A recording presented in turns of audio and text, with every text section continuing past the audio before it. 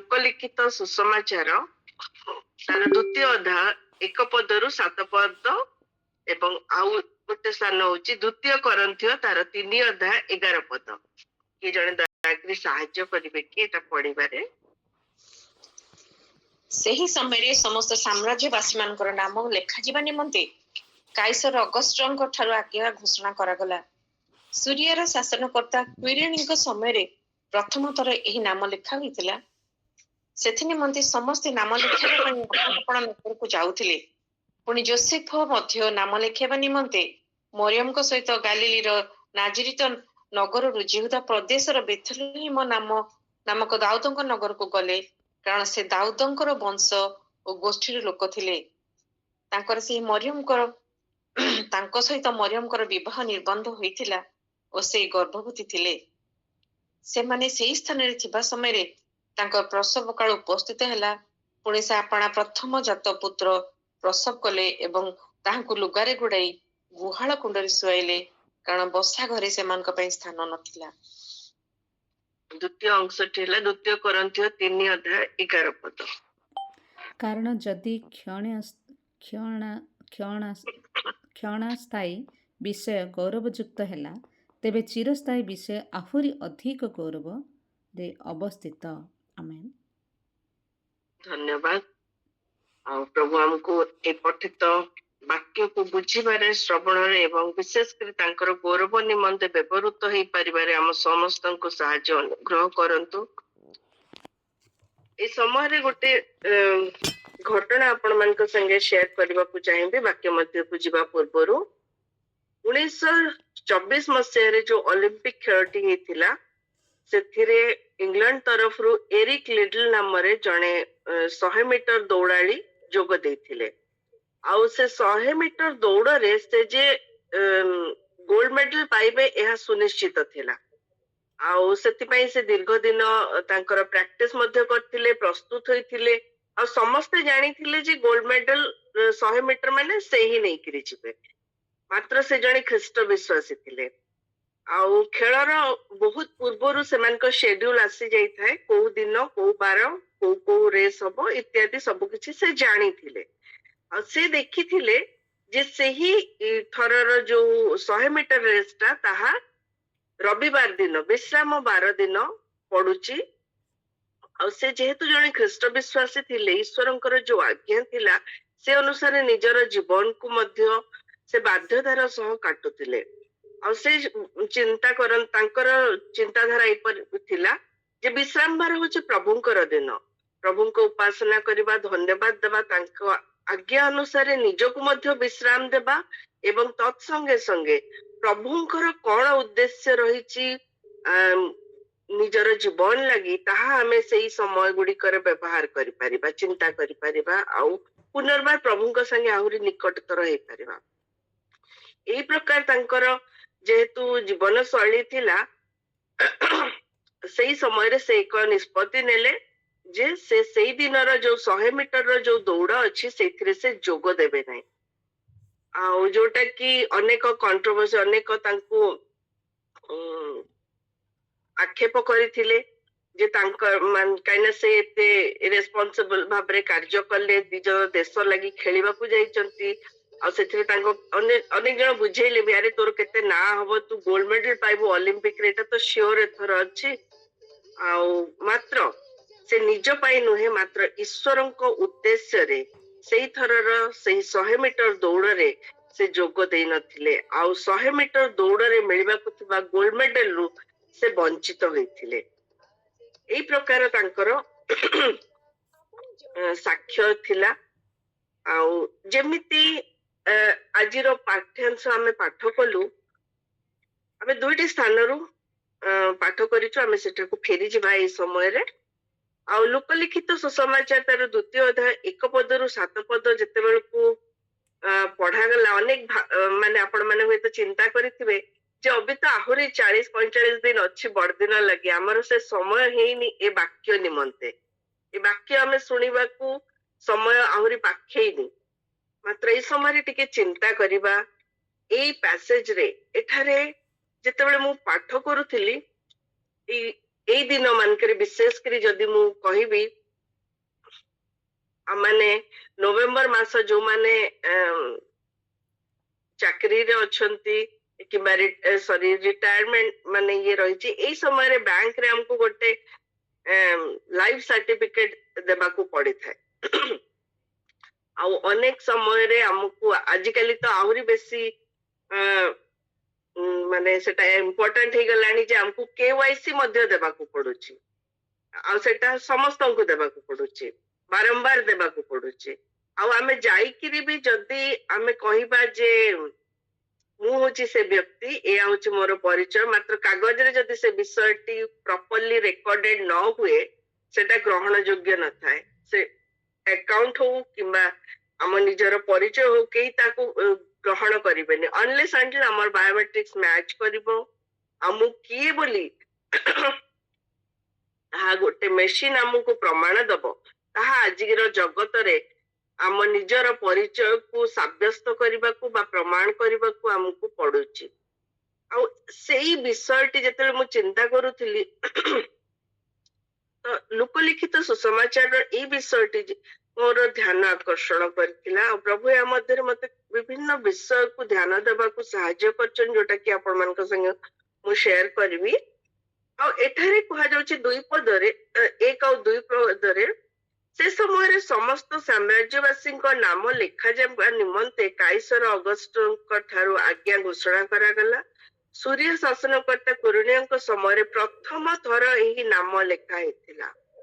ଜାଗତିକ ଭାବେ ଯଦି ଆମେ ଦେଖୁ, ଏହା ଗୋଟେ ପ୍ରପରଲି ରେକର୍ଡେଡ ଆମେ କିଏ, କେଉଁ ପରିବାରର, କେଉଁ ଗୋଷ୍ଠୀର, କେଉଁ ବଂଶର, କେଉଁ ସ୍ଥାନର, ଏଇ ସବୁ ଜଗତର ଅସ୍ଥାୟୀ ଆମର ପରିଚୟ ପ୍ରଦାନ କରୁଥିବା ବିଷୟ ଗୁଡିକର ଗୋଟିଏ ରେକର୍ଡେଡ ମାତ୍ର ଗୋଟେ ଜରୁରୀ ବିଷୟ।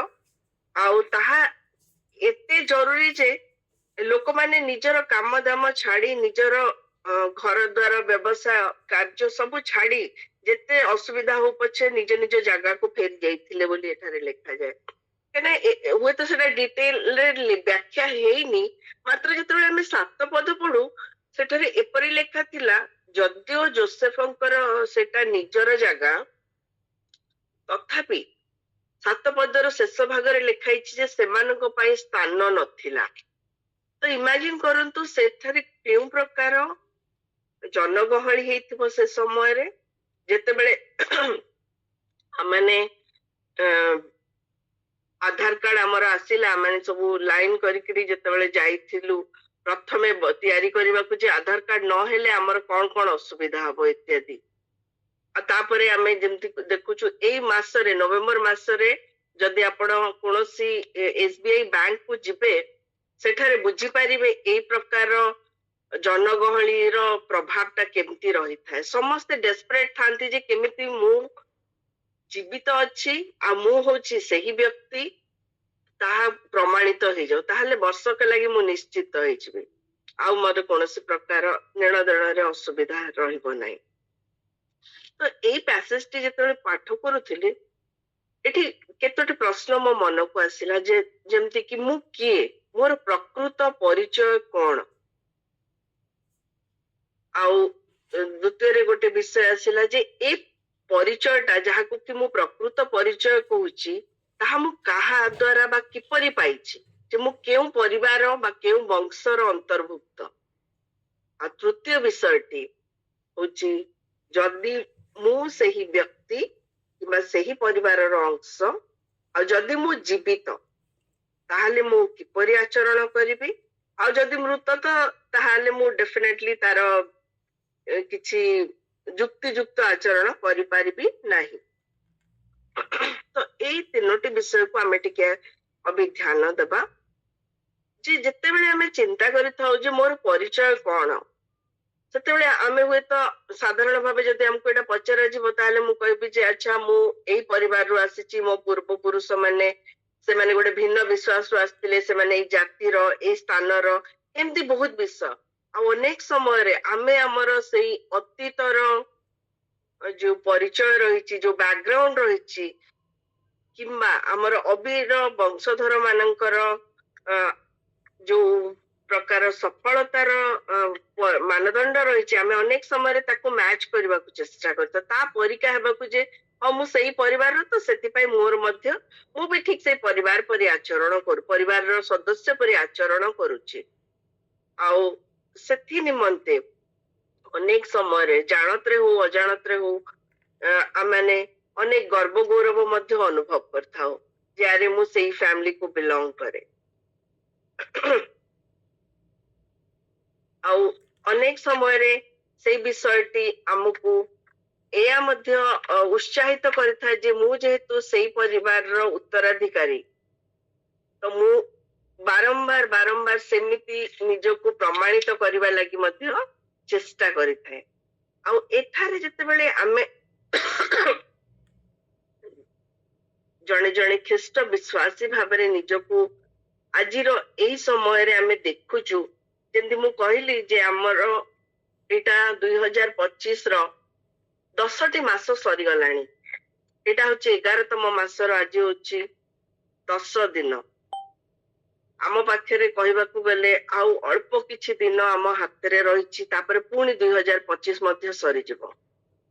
ଆଉ ଏଇ ବର୍ଷର ଶେଷ ସୁଦ୍ଧା ମୁଁ କିଏ ଆଉ ମୋର ଜୀବନକୁ ନେଇକି ମୋ ସୃଷ୍ଟିକର୍ତ୍ତାଙ୍କର କଣ ଯୋଜନା ରହିଛି, ଆଉ ତାକୁ ମୁଁ କେତେ ଦୂର ସଫଳ କରିବା ଲାଗି ସାମର୍ଥ୍ୟ ହେଇଛି କିମ୍ବା ମନୋଯୋଗୀ ହେଇଛି, ସେ ବିଷୟ ଆମେ ଟିକେ ଚିନ୍ତା କରିବା। ତ ଯେମିତି ମୁଁ କହୁଥିଲି ଯେ ମୋର ପ୍ରକୃତ ପରିଚୟ କଣ, ମୁଁ କିଏ। ଯେମିତି ମୋର ପରିଚୟରେ ଅନେକ ଜଣ ମତେ ମୋର ନାଁ ଧରିକିରି ସୋମା ବୋଲି କହିଲେ, ମତେ ବହୁତ ଭଲ ଲାଗିଲା ଯେ ମୁଁ ବହୁତ ପରିଚିତ ସମସ୍ତଙ୍କ ମଧ୍ୟରେ, ସମସ୍ତେ ଜାଣିଛନ୍ତି ଆଟଲିଷ୍ଟ ମୋର ନାଁ। ମାତ୍ର ପ୍ରକୃତରେ ମୋର ପରିଚୟ ଖ୍ରୀଷ୍ଟଙ୍କ ଠାରେ କଣ ରହିଛି, ଏ ଜଗତରେ ମୁଁ ଖ୍ରୀଷ୍ଟଙ୍କର ଯେ ମୁଦ୍ରାଙ୍କିତ ଜଣେ, ମୁଁ କିପରି ଆଉ କଣ ମତେ ହେବା ଆବଶ୍ୟକ, ସେ ବିଷୟରେ ଆମେ ଟିକେ ଚିନ୍ତା କରିବା। କାରଣ ଯେବେ ମୁଁ ଖ୍ରୀଷ୍ଟ ବିଶ୍ୱାସରେ ଆସିଗଲୁ, ସେ ମୁଁ ହୁଏ କି ଆପଣ ମାନେ ହୁଅନ୍ତି, ଆମର ବ୍ୟକ୍ତିଗତ ପରିଚୟ କାଗଜକୁ ଯଦି ଛାଡିଦେବା, ପେପରରେ ଯଦି ଛାଡିଦେବା, ଆମ ନିଜର ନୁହେଁ।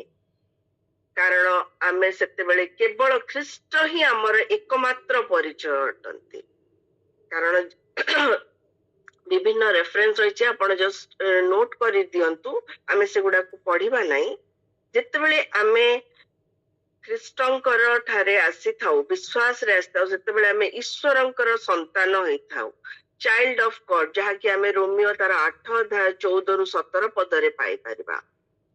ଆଉ ଦ୍ୱିତୀୟ ବିଷୟ ହଉଛି ଯେତେବେଳେ ଆମେ ଖ୍ରୀଷ୍ଟରେ ଆସିଥାଉ, ଯାହାକି 2 କରିନ୍ଥୀୟ 5:17 ପଦ କହେ ଯେ ଆମେ ନୂତନ ସୃଷ୍ଟି ହୋଇଥାଉ। ଏଇଟା ଆମେ ଟିକେ ଦେଖିବା। 2 କରିନ୍ଥୀୟ ତାର 5:17 ପଦ।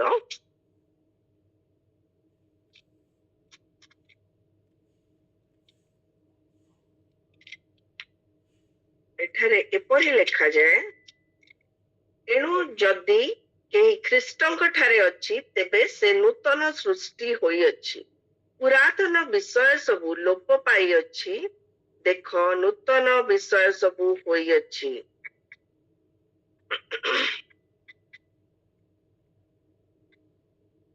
ଆଉ ତାପରେ ଆଉ ଗୋଟେ ବିଷୟ ଆମେ ହେଇଥାଉ, ଆମର ପରିଚୟ କଣ ନା ମୁଁ ଖ୍ରୀଷ୍ଟଙ୍କ ଶରୀରର ଅଂଶ ହେଉଥାଏ। ଆଉ ତତ୍ ସଙ୍ଗେ ସଙ୍ଗେ ଏଇ ଅଂଶୀ ହେବା ଦ୍ୱାରା ଆମେ ଯେପରି ଖ୍ରୀଷ୍ଟଙ୍କର ରାଜଦୂତ ବା ଆମ୍ବାସେଡର ଫର କ୍ରାଇଷ୍ଟ, ଖ୍ରୀଷ୍ଟଙ୍କର ଯୋଉ ରାଜଦୂତର ତାଙ୍କର ଯୋଉ କାର୍ଯ୍ୟଟା ସେ ଆମକୁ ଦେଇ ଯାଇଛନ୍ତି, ତାହା କରିବାକୁ ସାମର୍ଥ୍ୟ ହୋଇଥାଉ। ଆଉ ସେଇ ସାମର୍ଥ୍ୟ ଆମେ କେମିତି ପାଇଥାଉ, ନିଜ ଶକ୍ତିରେ ନୁହେଁ, ମାତ୍ର ଆମକୁ ପବିତ୍ର ଆତ୍ମା ଶକ୍ତିଯୁକ୍ତ କରୁଥିବାରୁ ଆମେ ସେଇ ପ୍ରକାର କାର୍ଯ୍ୟ କରିବା ଲାଗି ସକ୍ଷମ ହୋଇଥାଉ। ଆଉ ଶେଷରେ ଗୋଟିଏ ପଦ ଏପରି ଯେ ଗାଲାତୀୟ ତାର 2:20 ପଦରେ, ମୁଁ ଖ୍ରୀଷ୍ଟଙ୍କ ସହିତ କ୍ରୁଶରେ ହତ ହୋଇଅଛି, ମୁଁ ଆଉ ଜୀବିତ ନୁହେଁ, ମାତ୍ର ଖ୍ରୀଷ୍ଟ ମୋ ଠାରେ ଜୀବିତ ଅଛନ୍ତି। ଏହା ହିଁ ମୋର ଏକମାତ୍ର ପରିଚୟ। ତ ମୁଁ ନୁହେଁ, ମୋର ବ୍ୟକ୍ତିଗତ ଇଚ୍ଛା ବା ବ୍ୟକ୍ତିଗତ କିଛି ଲକ୍ଷ୍ୟ କିମ୍ବା ଉଦ୍ଦେଶ୍ୟ ମୋ ଜୀବନରେ ଆଉ विश्वासी भाବରେ ବଞ୍ଚିଲା ବେଳେ ଆଉ ରହି ନଥାଏ। ମୋର କେବଳ ଗୋଟିଏ ଇଚ୍ଛା ଯେ ମୋର ସୃଷ୍ଟିକର୍ତ୍ତା ମତେ କେଉଁ ଉଦ୍ଦେଶ୍ୟରେ ଆହ୍ୱାନ କରିଛନ୍ତି। ଆଉ ତାହା ଯେତେବେଳେ ଆମେ ଚିନ୍ତା କରିବା, ଯେମିତି ମୁଁ କହୁଥିଲି ଯେ ଆମେ କେଉଁ ପରିବାରରୁ ଆସିଛୁ ଆଉ ତାହା କେମିତି ପ୍ରମାଣିତ ହଉଛି ଯେ ଆମେ ସେ ପରିବାରର ଅଂଶ। ଆଉ ତାହା ଯେତେବେଳେ ଆମେ ଚିନ୍ତା କରିବା ଆମ ମନକୁ ହୁଏତ ପ୍ରଶ୍ନ ଆସିବ, କଣ ପାଇଁ ଏସବୁ ବିଷୟର ଆବଶ୍ୟକତା ରହିଛି? ଏସବୁର ଆବଶ୍ୟକତା ଏଇଥିପାଇଁ ରହିଛି ଯେ ଈଶ୍ୱର ଜଗତର ପତନ ପୂର୍ବରୁ ଏ ସମସ୍ତ ବିଷୟ ନିମନ୍ତେ ଆମ ଲାଗି ଯୋଜନା କରିଛନ୍ତି ଆଉ ଆମକୁ ମନୋନୀତ କରିଛନ୍ତି, ଯାହାକି ଆମେ ଏଫିସିଓ ପୁସ୍ତକର ବିଭିନ୍ନ ଅଧ୍ୟାୟରୁ ପାଇପାରିବା। 1:4 ଆଉ 2:10 ଯେ ଆମେ ଈଶ୍ୱରଙ୍କର ରଚନା, ଆମେ ତାଙ୍କର ହ୍ୟାଣ୍ଡିୱାର୍କ, ସେ ଆମ ଲାଗି ଅଲରେଡି ପ୍ଲାନ କରି ସାରିଛନ୍ତି। ସେଥିପାଇଁ ଏ ବିଷୟ ଆମ ଲାଗି ଏତେ ଜରୁରୀ। ଆଉ ଗୋଟେ ବିଷୟ ଏଥିପାଇଁ ଜରୁରୀ ଯେ ଆମେ ପବିତ୍ର ଭାବରେ ଜୀବନ କାଟିବା, କାହିଁକିନା ଆମେ ଈଶ୍ୱରଙ୍କର ପରିବାରଭୁକ୍ତ ହେଇଛୁ। ତାଙ୍କ ପରିକା ଆମକୁ ହେବାକୁ ହିଁ ପଡିବ, କାହିଁକିନା ଆମେ ତାଙ୍କର ନିଜର।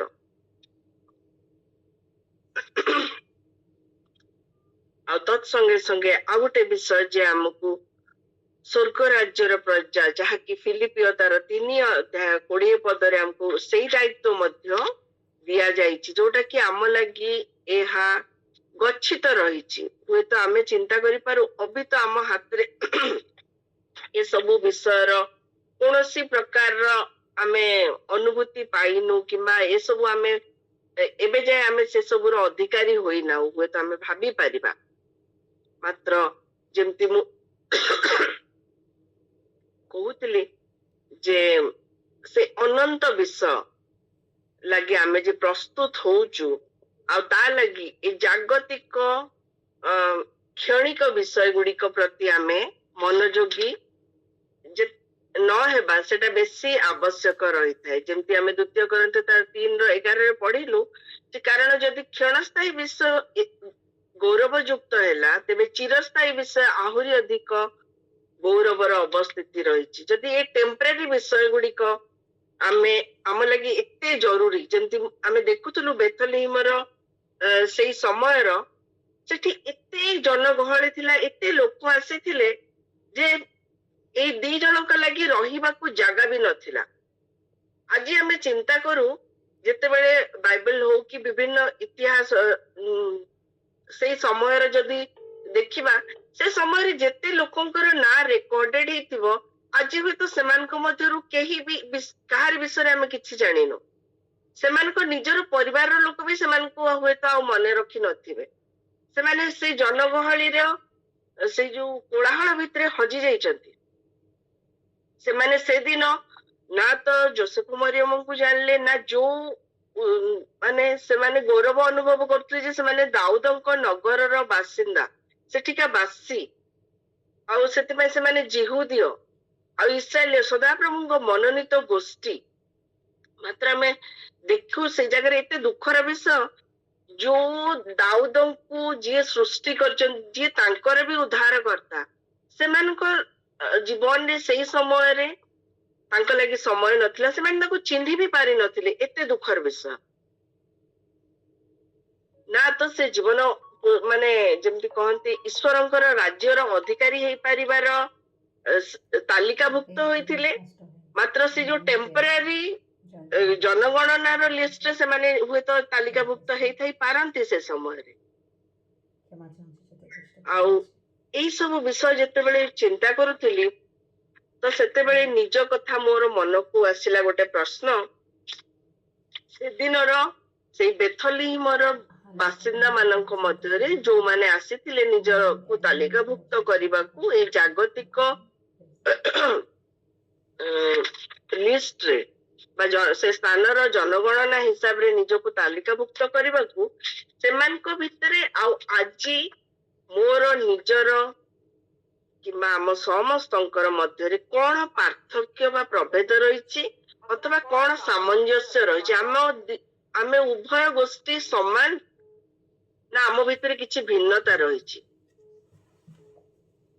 ए विषय जितेबाला चिंता करुली मो मन को आसला जमती मु कहली जे अभिजय बड़दिन कि क्रिसमस टाइम है मात्र आमे देखिबा अल्प दिन पर आमे भी सही प्रकार व्यस्त बहुलता बहुत प्रकार आयोजन आमर चर्च प्रोग्राम्स हो कंपटीशन हो किंबा नुआ लुगापटा किणा किणी हो पिठापणार समय हो आम सही परी एक व्यस्त बहुल जंजालपूर्ण समय देकी निश्चय गति करवा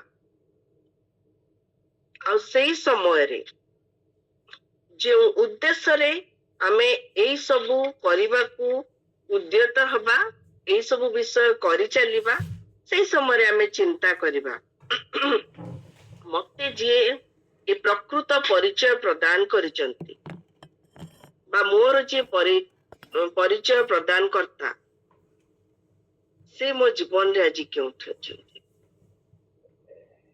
जो परिचय को मु हराई देइथिली गोटे समय रे जेतेले मु पापरे थिली से मते से गौरव महिमा देखिबा लगी तांकर जीवन को देखे तांको परिचय मते देले जेमती मु पितांको संगे पुनर्बार मिलित हेबी मात्र आजी जेते बेले मु एई प्रकार दिन पर दिन वर्ष पर वर्ष विभिन्न प्रकार विषय अचीव करिबारे बा विभिन्न विषय को निजे सफलता रे मानदंड रे जेमती मु पाई पारिची बा मु करि चलीची जो गिफ्ट मोर अछि किबा जो टैलेंट मोर अछि किबा ए जगत रे मु कोन करिबा को चाहूची ए जगत दृष्टि रे मु कोन अचीव करिबा को चाहूची बा पाई परिबा को चेष्टा करूची सेही प्रकार जो दौड़ रहिची आज मु सेठी दौड़ी बारे बहुत व्यस्त अछि जोथि पई कि मो मध्यरे आउ से दिन से बेथलीम वासी मध्यरे हुए तो आज मु कौन प्रकार प्रभेद देखि पारु नाही कारण जंती मु कहूली आपण मान को जे मु किए बा क्यों परिवार रु आसीचे आउ जदि जो परिवार को मु माने जो परिवार भुक्ता मु से अनुसार मु आचरण जदि जीवित अच्छी तो मु अवश्य से परिवार रो सदस्य परि आचरण करिबी आ जदि मु मृत अच्छी तो निश्चय जागतिक दौड़ रे मु माती रहिबी आ जते बेले मु कहतली जे मु जदि मु जीवित अच्छी ताहाले मते कोन कोन विषय करबा को पड़िबो आ सेठारे एपरि विषय सब आमे ध्यान टिके देबा केवल रेफरेंस गुडा खाली कहि दउची आपण माने परे पढी देबे तुम्हे माने जेउ आह्वान रे आहूत होई अछ सेथिर योग्य आचरण कर एफिसियस 4 अध्याय 1 पद हमको एई प्रकार शिक्षा देथाय आउ एफिसियस 4 अध्याय 24 पद रे कह जाय जे नूतन स्वभाव ईश्वरक प्रतिमूर्ति रे धार्मिकता और सत्यतार पवित्रता रे सृष्टि होई अछि ता परिधान करबा को शिक्षित होई अछु जेंति मु कहतली ए सब शिक्षा निमंते बारंबार पाउल हमको से दिन हुए तो पत्री गाडी से एफिसियो मंडली को लिखी चंती मात्र या आम लगी आज मध्य प्रযোज्य तार कारण किंबा सेटा एति पई आवश्यक अटे जेतबे आमे फेरी जबा आदि पुस्तक 1 अध्याय तार 26 और 27 पद सेठारे एपरि लिखा जे परमेश्वर कहिले आम्भे माने ताहांको प्रतिमूर्ति और सादृश्य रे मनुष्य निर्माण करू और 27 पद रे से कहंती जे से निजर प्रतिमूर्ति रे मनुष्य सृष्टि कले पुरुष और स्त्री करी से मानव को सृष्टि कले तो जदि आमे ईश्वरंकर प्रतिमूर्ति आ तांको सादृश्य रे सृष्टि हेचु हुए तो प्रथम अवस्था रे आमे से सब हरै बसैथिलु मात्र ईश्वरंकर प्रतिमूर्ति जे ख्रीष्ट तांको ठारे आमे आसीबा द्वारा पुनर्बार तांको ठारे आमे सम्मिलित होई पारिचु से परिवार भुक्त होई पारिचु से अधिकार आमे फेरी पाई अछु आ हमर कर्तव्य होची यीशु को आम जीवन रे आमे किपरि भाबे प्रकाशित करिबा आ जेमति मु हमर ए सहभागितार आरंभ रे ओलंपिक रो 1924 मसिहार से रनर एरिक लिटिल को कथा କହିଥିଲି ଯେ ସେଦିନ ସେ ପ୍ରଭୁଙ୍କ ଲାଗି ରବିବାର ଦିନ ଦୌଡ଼ିବେ ନାହିଁ, ବିଶ୍ରାମ ବାରକୁ ପବିତ୍ର ରୂପେ ପାଳନ କରିବେ ବୋଲି ନିଜର ଗୋଲ୍ଡ ମେଡାଲ ପାଇବାର ସମସ୍ତ ସିଓରିଟି ଥାଇ ମଧ୍ୟ ସେଟାକୁ ତ୍ୟାଗ କଲେ। ଆଉ ପରବର୍ତ୍ତୀ ସମୟରେ ଗୋଟେ ସପ୍ତାହର ଭିନ୍ନତା ବାର ଦିନ ସେ କଣ କରିଥିଲେ, 400 ମିଟରର ଦୌଡ଼ ପାଇଁ ସେ ଯୋଗ ଦେଇଥିଲେ। ସେ ତାଙ୍କର ଆଗରୁ ସେଥିପାଇଁ ପ୍ରସ୍ତୁତ ମଧ୍ୟ ହେଇଥିଲେ। ଆଉ ସେଥିରେ ସେ ଜିତିବା ସଙ୍ଗେ ସଙ୍ଗେ ଗୋଟେ ୱାର୍ଲଡ ରେକର୍ଡ ମଧ୍ୟ କରିପାରିଥିଲେ, ଯାହାକି ଦୀର୍ଘ 12 ବର୍ଷ ଯାଏ କେହି ତାକୁ ଭାଙ୍ଗି ପାରିନଥିଲେ। ଆଉ ତାଙ୍କ ଜୀବନର ଏଇ ସୁନ୍ଦର ସାକ୍ଷ୍ୟଟି ହୁଏତ ସେଦିନ ସେ ଷ୍ଟାଡିୟମରେ କିମ୍ବା ଅଳ୍ପ କିଛି ଦିନ ଯାଏ କହିବାକୁ ଗଲେ ସେ ସାକ୍ଷ୍ୟ ଅଳ୍ପ ଲୋକଙ୍କର ଧ୍ୟାନ ଆକର୍ଷଣ କରିଥିଲା। ମାତ୍ର ପରବର୍ତ୍ତୀ ସମୟରେ ଏ ବିଷୟଟି ଏତେ ସୁନ୍ଦର ଭାବରେ ଗୋଟେ ମୁଭି ବନିଲା। ଆପଣ ମାନେ କେବେ ସୁଯୋଗ ପାଇଲେ ନିଶ୍ଚୟ ଦେଖିବେ। ଚ୍ୟାରିଏଟ୍ସ ଅଫ ଫାୟାର ବୋଲି ଗୋଟେ ସିନେମା ତିଆରି ହେଲା ତାଙ୍କର ଏ ସାକ୍ଷ୍ୟ ଉପରେ। ଆଉ 1981ର ସର୍ବୋଚ୍ଚ ଯୋଉ ପୁରସ୍କାରରେ ସମ୍ମାନିତ ହେଲା, ଅସ୍କାର ଆୱାର୍ଡ ପାଇଥିଲା। ଯେ ଏଇ ଯୋଉ ପ୍ଲଟ ଉପରେ, ଯୋଉ ସବଜେକ୍ଟ ଉପରେ, ଯୋଉ ସାକ୍ଷ୍ୟ ଉପରେ ଏ ମୁଭିଟି କରାଯାଇଛି ତା ଲାଗି। ଆଉ ସେଠାରେ ସେ କୁହନ୍ତି, ସେହି ତାଙ୍କର ଗୋଟେ କହିଥିବା କଥା ସେ ମୁଭିରେ ମଧ୍ୟ ବ୍ୟବହାର କରାଯାଇଛି ଯେ I believe God made me for a purpose। ଯେ ମୁଁ ବିଶ୍ୱାସ କରେ ଯେ ଈଶ୍ୱର ଗୋଟେ ଉଦ୍ଦେଶ୍ୟ ନେଇକି ମତେ ସୃଷ୍ଟି କରିଛନ୍ତି। ଆଉ he also made me fast। ମୁଁ ଏତେ ଜୋରରେ ଦୌଡ଼ି ପାରେ ବୋଲି ସେ ସେଇଟା ମତେ ସେମିତି ବନେଇଛନ୍ତି। ଆଉ ଯେତେବେଳେ ମୁଁ ଏତେ ତୀବ୍ର ଗତିରେ ଦୌଡ଼ିଥାଏ, ଈଶ୍ୱର ସେଥିରେ ଆନନ୍ଦିତ ହେଇଥାନ୍ତି, ଆଉ ସେଥିଲାଗି ମୁଁ ମଧ୍ୟ ଆନନ୍ଦିତ ହୋଇଥାଏ। ତ ଏଇ ସମୟରେ ଚିନ୍ତା କରିବା, ସେ ଅତି ସୁନ୍ଦର ଭାବେ ତାଙ୍କ ଜୀବନକୁ ନେଇ ଈଶ୍ୱରଙ୍କର କଣ ଯେ ଯୋଜନା ରହିଛି, ଆଉ ସେ କିପରି ତାଙ୍କୁ ସେଇ ପ୍ରକାର ଆଚରଣ କରି ତାଙ୍କୁ ଗୌରବ ଦେଇପାରିବେ, ତତ୍ସଙ୍ଗେ ସଙ୍ଗେ ଅନ୍ୟମାନଙ୍କୁ ଈଶ୍ୱରଙ୍କ ନିମନ୍ତେ ଆକର୍ଷିତ କରିପାରିବେ ଏବଂ ଗୌରବ ଦେବାର କାରଣ କରିପାରିବେ, ସେ ବିଷୟଟି ସେ ଖୁବ ସୁନ୍ଦର ଭାବେ ବୁଝିଥିଲେ। ସେ ଏଇ କ୍ଷଣିକ ଅଲିମ୍ପିକର 100 ମିଟରର ଗୋଲ୍ଡ ମେଡାଲ ପଛରେ ନିଜର ପ୍ରଭୁଙ୍କ ସାଙ୍ଗେ ସମ୍ପର୍କକୁ କିମ୍ବା ପ୍ରଭୁଙ୍କର ଉଦ୍ଦେଶ୍ୟକୁ ସେ ବଳି ଦେଇ ନଥିଲେ କିମ୍ବା ଜଗତ ସାଙ୍ଗେ ସେ ସାଲିସ କରିଦେଇ ନଥିଲେ।